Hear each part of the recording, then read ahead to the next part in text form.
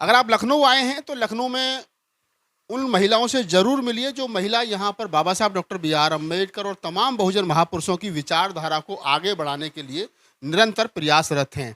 मैं आज लखनऊ जानकीपुरम विस्तार में हूँ, जहाँ पर लक्ष्य नाम का एक संगठन है जो लखनऊ के आसपास के तमाम डिस्ट्रिक्टों में बड़े पैमाने पर काम कर रहा है, और उसकी जो कमांडर हैं, जिनको लक्ष्य कमांडर कहा जाता है, वो मेरे साथ हैं। मैं यहाँ से गुजर रहा था तो मैंने सोचा कि इन तमाम महिलाओं से, जो लक्ष्य कमांडर की महिलाएं हैं, जो बाबा साहब की बेटियां हैं, उनसे बात की जाए। क्योंकि बाबा साहब डॉक्टर अम्बेडकर कहते थे कि किस समाज ने कितनी तरक्की की है, अगर इस बात का आकलन करना है, अगर इस बात का आपको सही जवाब चाहिए, तो उस समाज में महिलाएं कितनी जागरूक हैं, महिलाओं ने कितनी तरक्की की है, इस बात का आपको अनुमान होना चाहिए। तो मुझे लगता है कि बाबा साहब डॉक्टर अम्बेडकर के विचार को लखनऊ के आसपास घर घर तक पहुंचाने का अगर किसी ने सही रूप से काम किया तो वो लक्ष्य एक संगठन है, और उसकी जो कमांडर हैं वो यहाँ पर हैं। संघमित्रा गौतम जी हैं हमारे साथ, और तमाम उनकी जो सहपाठी हैं वो हैं, उनसे बातचीत करेंगे। संघमित्रा जी, आप थोड़ा सा बताइए, खड़े हो जाइए।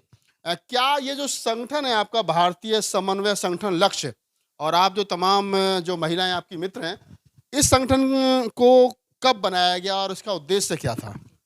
जी, सभी लोगों को मेरा नमो बुद्धाय, जय भीम। आपका बहुत-बहुत धन्यवाद कि थैंक यू मैडम। आप यहाँ पर आए। मैं संघमित्रा गौतम, लक्ष्य कमांडर, भारतीय समन्वय संगठन लक्ष्य से। पहले तो सभी देशवासियों को, भाई-बहनों को, आज महान सम्राट अशोक जी की जयंती है, और उस उपलक्ष्य में सभी लोगों को बहुत-बहुत बधाई लक्ष्य टीम की तरफ से। और अब मैं बताना चाहूँगी कि भारतीय समन्वय संगठन लक्ष्य की स्थापना क्यों हुई और इसका क्या कार्य है।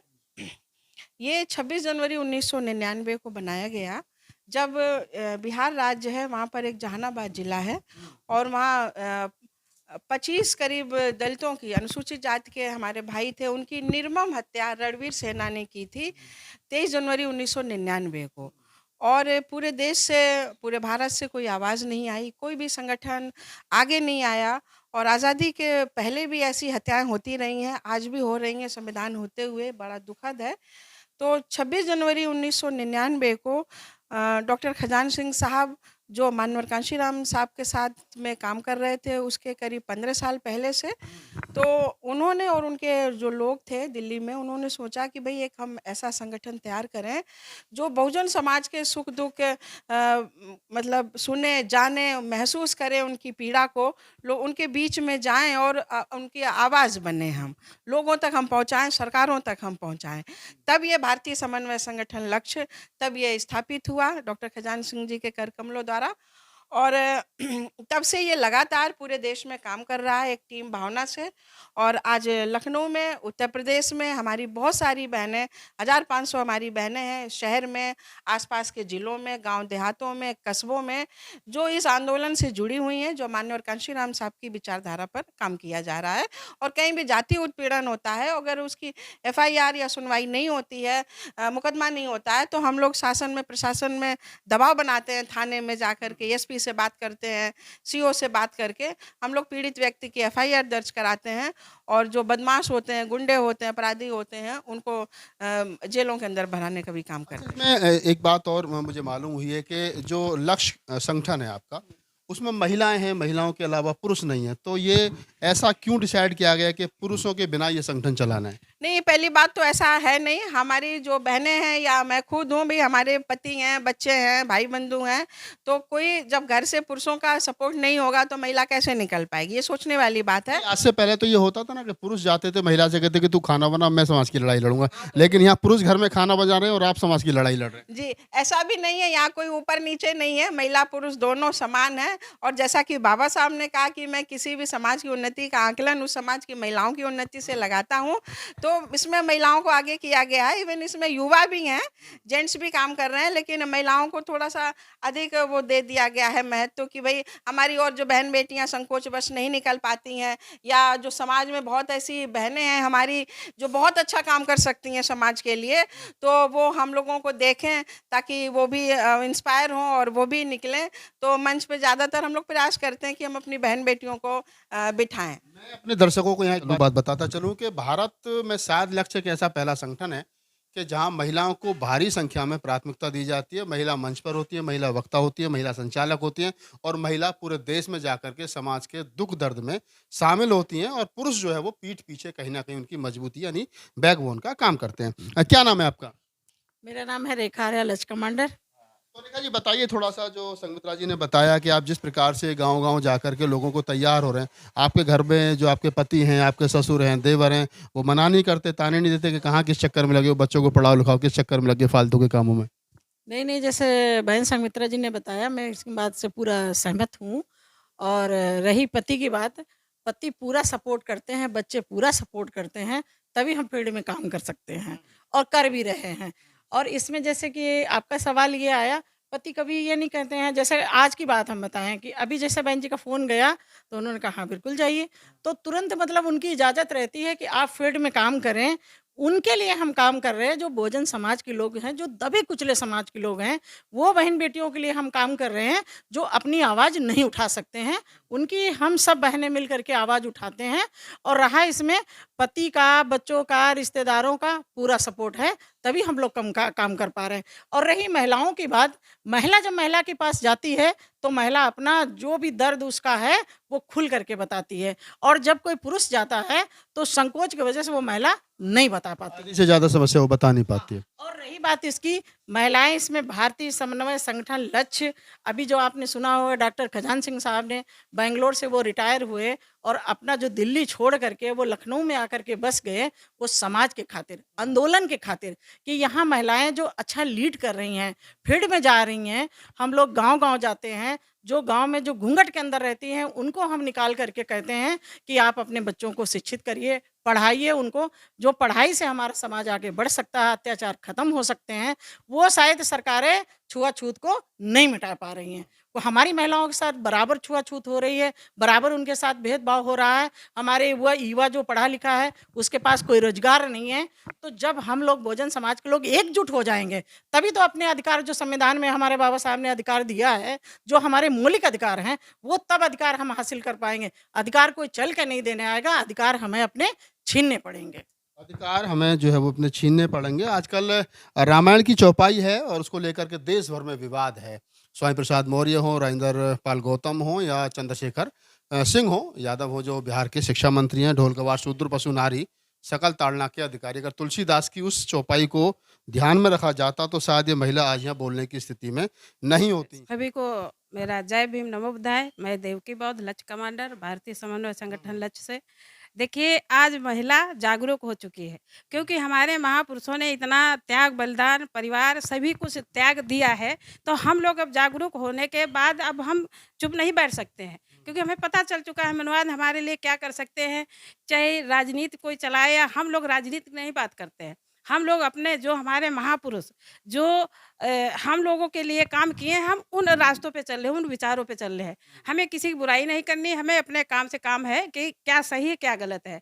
तो इसलिए हम महिलाएं चाहे कितना भी मतलब काम घर में हो, जैसे आपने कहा कि क्या पति रोड़ा नहीं लगाते या बच्चे, तो हम लोगों के पति अब जागरूक तो पहले थे मगर हम लोग को घर में खाना कौन बनाता है? अरे हम ही लोग बनाते हैं। 4 बजे से उठ के 5 बजे से उठ के बना के रख देते, सारा काम छोड़ देते, फिर लौट करते जाके हैं। कितना भी हमको देर हो जाए, हमारे पति कहते हैं कि ये हमारे बहुजन समाज के जो हमारे ये महापुरुष इतना सब कुछ किए हैं हम लोगों के लिए, आज अधिक उन्हीं की वजह से तो हम आपसे बात कर रहे हैं। आपको वैसे कहाँ हम जानते हैं? बताइए, पता था? हमें नहीं पता था ना। देखिए बिल्कुल, बिल्कुल इनकी बात ठीक है कि इन्होंने बाबा साहब, बुद्ध कवि नानक रैदास को पढ़ लिया तो घर में खाना ही बनाती हैं, मिशन भी चला रही हैं, बच्चे भी संभाले हुए हैं, पति भी संभाले हुए हैं। इन महिलाओं के लिए ये सबक हैं जो कहती हैं कि मेरे सर में दर्द हो गया, एक रिश्तेदार घर में फालतू आ गया। मैडम क्या नाम है आपका? मैं बीना सम्राट, भारतीय समन्वय संगठन लक्ष्य की कमांडर। जी। तो बीना जी थोड़ा-सा जो बात पूर्व की आपके मित्रों ने कही है, उसी को हम थोड़ा-सा और आगे बढ़ाते हैं और जानने की कोशिश करते हैं कि लक्ष्य कमांडर जैसे बताया कि कहीं दलितों पर कोई एट्रोसिटी होती है तो आप वहाँ पहुँच जाते हैं। गाँव में जाते हो, देहात में जाते हो, डर नहीं लगता कि जिस परिवार से आप मिल रहे हो, जो जातिगत आधार पर उनका जो उत्पीड़न जिन लोगों ने किया है, कहीं वो आपके साथ में कोई किसी प्रकार की हरकत कर दें? नहीं, डर नहीं लगता हम लोग, क्योंकि हम लोग के साथ पूरी तरह से वो जब हम लोग जाते हैं गाँव में तो हम लोग का संगठन जो ज़मीनी स्तर से काम कर रहा है। तो डर नाम की चीज़ हम लोग के अंदर से ख़त्म हो चुकी है बिल्कुल ही। हम लोग को किसी चीज़ का डर नहीं लगता है। और फिर जब हम लोग नहीं मतलब अपने लोगों का साथ देंगे तो फिर और कौन साथ देगा? क्योंकि आजकल तो देख ही रहे हैं आप जो राजनीति में क्या चल रहा है, कोई कोई कुछ सुन ही नहीं रहा है किसी की भी। हम लोग के ऊपर अत्याचार हो रहे हैं, इतने उत्पीड़न हो रहे हैं, इतना सब कुछ हो रहा है। कहीं से कोई कोई नहीं, मतलब एफआईआर तक नहीं लिखी जाती है। हमारा एक संगठन है जो सबकी पीड़ाओं को समझता है, सुनता है, उनके दुःख दर्द को जानता है, फिर जाके मतलब थाने में जाके उनकी एफआईआर दर्ज करवाता है। तो इसलिए हमारे अंदर से डर नाम की चीज़ खत्म हो चुकी है। अच्छा, एक सवाल और है कि जो आप जाते हैं, गाँव-गाँव जाते हैं, लोगों से मिलते हैं, तो इसमें खर्चा तो होता है, तो फिर पैसा कहाँ से आता है? सवाल तो सारा अर्थ का है, कहाँ से आता है? पैसा हम लोग ही कंट्रीब्यूट करते हैं। हम जितनी महिलाएँ हैं, हमारी बहुत ज़्यादा संख्या में मतलब महिलाएँ हैं, तो सभी लोग अपना कंट्रीब्यूट करके ये संगठन मतलब चला रही हैं। मतलब जो महिलाएँ घर में पैसा इकट्ठा करके अपनी हाँ, पाजेब मतलब बनवा जो लेती हैं, साड़ी हमारे खरीद लेती हैं पॉकेट मनी और जो हमारी होती है हाँ, वो मतलब जो बचाते हैं। अब हाँ, तो वो जो पाजेब और सूट और साड़ी के पैसे होते हैं, आप उनसे भारत में समन्वय और लक्ष्य का जो संगठन है, उसको रन कर हाँ, उसको मतलब हम लोग उसमें से थोड़ा-सा योगदान करते हैं अपना, और उसी के थ्रू हम लोग मतलब अपना चला रहे हैं संगठन। चलिए, तो ये एक नई बात है और कि इन्होंने बताया कि जो पैसा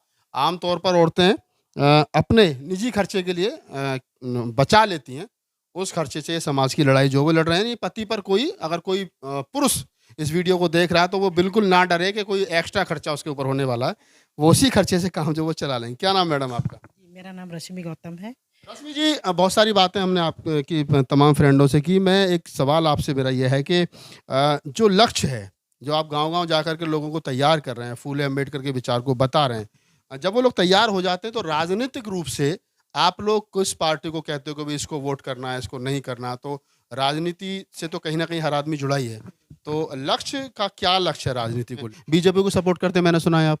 जी, ऐसी कोई बात नहीं है, लेकिन हाँ, तो हम लोग जो है कांशीराम के विचारों पे काम करते हैं और इसमें राजनीति का कोई काम ही नहीं, कोई रोल नहीं हम लोग। आपसे कोई पूछने लगे कि भई वोट किसको करना, तो किसको करेंगे? तो मैं सीधी-सी बात बीएसपी को वोट करूँगी। हाँ, बात यही है ना, लोग कहते हैं कि पता नहीं किस-किस को वोट करते हैं, तो ये बात भी क्लियर हो गई है। कल को लोग मुझसे कहने लगे कि बीजेपी की महिलाएँ थीं, इनके पास में इतनी हिम्मत कहाँ से आ गई, जिस दौर में बुद्ध कथा करने की अनुमति नहीं मिलती हो और उस दौर में ये महिलाएँ गाँव-गाँव जाकर के काम कर रही हैं। हालाँकि इन ज़्यादातर महिलाओं के हस्बैंड जो हैं वो गवर्नमेंट एम्प्लॉयी हैं। तो मैडम क्या नाम है आपका? मेरा नाम राजकुमारी कौशल। कौशल जी, आप बताइए कि जितनी बातें इन तमाम आपकी मित्रों ने, सहेलियों ने बताई हैं, ये सब सही बोल रही है, कोई झूठ तो नहीं बोल रही है इनमें से? नहीं, इसमें झूठ बोलने का कोई वही नहीं है। ये हम कहेंगे कि जो कि डॉक्टर खजान सिंह की देन है कि लखनऊ की महिलाएं बहुत जागरूक हो चुकी हैं और पहले भी जागरूक थी, लेकिन ये लक्ष्य की वजह से नहीं, जो नहीं चीज़ें हमको पता थी अब हम वो भी ढूंढ के निकालते हैं। क्योंकि बाबा साहब ने जो काम करके गए थे, शायद हमारे समाज में नहीं कभी ऐसा महिलाओं को निकाला ही नहीं गया इस मंच पे कि वो मंच के थ्रू कुछ जाने। तो ये लक्ष्य संगठन जो कि मंच दिया है, तो मंच की वजह से नहीं, हम लोग बाबा साहब की किताबें, मानवर कांशीराम की किताबें, साहू जी की, ज्योतिबा फूले, सावित्रीबाई फूले, हम सारे महापुरुषों का नहीं जिज्ञासा रखते हैं कि हम अपने समाज में जब गांव में जाएं उस चीज़ को हम बताएं, जो कि हमारे समाज में ही अभी हमारी महिलाओं के साथ में अन्याय अत्याचार होता है और वो अपनी बात शायद कहीं भी जाती हैं तो अच्छे से नहीं रख पाती हैं। हमारा लक्ष्य यही सिखा रहा कि हमारी महिलाएं बोलना सीख जाएं और सीख जाएं, अपने हक अधिकारों खातिर लड़ना सीख जाएं। वो चाहे घर हो चाहे बाहर हो, अगर घर में अन्याय अत्याचार होता है तो उससे भी वो अपनी लड़ाई लड़ें। लक्ष्य यही काम सिखा रहा है और लक्ष्य का यही काम है कि गांव-गांव जाके नहीं, अन्याय अत्याचार जहां होते हैं उनका जो कि सहयोग करे, उनकी आवाज़ बन के सामने खड़ा हो और जो काम नहीं होता वो लक्ष्य घर बैठे काम करवाता है। और काफ़ी दूरों से लखनऊ के आसपास जो बातें होती हैं वो तो हम जो है कि जाते ही हैं, देश भर में भी जाते हैं। लेकिन हमें कहीं से भी कॉल आ जाती है, हमारे पास आ जाती है तो हम वहाँ पहुँचने की कोशिश करते हैं। तो दोस्तों, ये जितनी महिलाएं हैं, आप देखिए, मैंने वहाँ से शुरुआत की थी और लगभग मैंने सभी से बातचीत की। ये खजान सिंह का खजाना है, एक तरीके से कहा जाए। खजान सिंह जी का तमाम महिलाओं ने जिक्र किया। खजान सिंह हमारे ही मित्र हैं, हालांकि मैं कभी उनसे मिला नहीं, फ़ोन पे 1-2 बार उनसे बातचीत हुई है मेरी। बड़े क्रांतिकारी साथी हैं, फ़ोन पे बातचीत करने के बाद पता चलता है, और जिन्होंने महिलाओं को इस तरीके से मूवमेंट में लगा दिया, फूले अम्बेडकर या आंदोलन में लगा दिया, तो मैं धन्यवाद देता हूँ खजान सिंह जी को कि जो फसल उन्होंने 1999 के आसपास बोई थी और आज वो फसल तैयार है इन महिलाओं के रूप में और इनकी आने वाली पीढ़ियों के रूप में। तो मैं वही फिर कहूँगा कि हिंदू मैथोलॉजी के अनुसार ये बात कही जाती है कि महिला को कभी अकेला नहीं छोड़ना चाहिए। अगर वो यंग अवस्था में है तो भाई के सानिध्य में, अगर बचपन में है तो भाई के और पिता के सानिध्य में, यंग अवस्था में है तो पति के सानिध्य में, बुजुर्ग अवस्था में है तो वो कहीं ना कहीं अपने बच्चों के सानिध्य में रहनी चाहिए। लेकिन ये फूले अम्बेडकरी आंदोलन ही है कि जिसमें महिलाओं को यहाँ उनके पतियों ने कह रखा कि जाओ गांव-गांव और गली-गली आप आज़ाद हो और आप इस फूले अम्बेडकरी विचार को मजबूत करिए। अगर आपको हमारा वीडियो अच्छा लगा तो उसको लाइक कीजिए, शेयर कीजिए, कमेंट्स कीजिए।